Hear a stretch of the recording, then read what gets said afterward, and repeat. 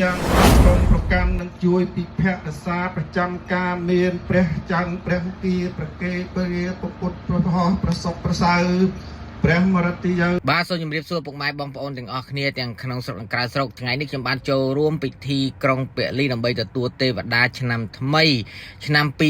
2026យើងនេះហើយពិធីក្រុងពលីនេះគឺយើងប្រារព្ធឡើងនៅទីក្រុងឡុងប៊ិចរដ្ឋកាលីហ្វ័រញ៉ាសហរដ្ឋអាមេរិកហើយសូមបងប្អូនទាំងអស់គ្នាទស្សនា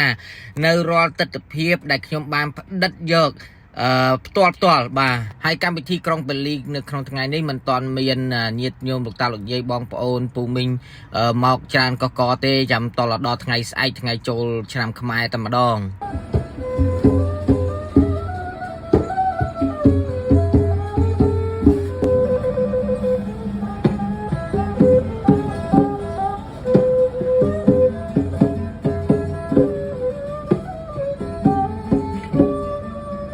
បាទបន្ទាប់ពីយើងស្ដាប់ភ្លេងសែនព្រេន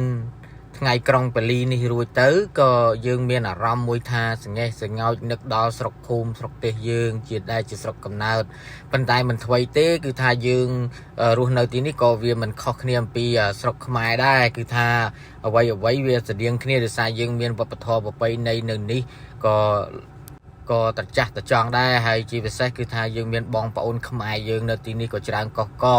ទាំងមហូបទាំងប្រពៃណីវប្បធម៌គឺថា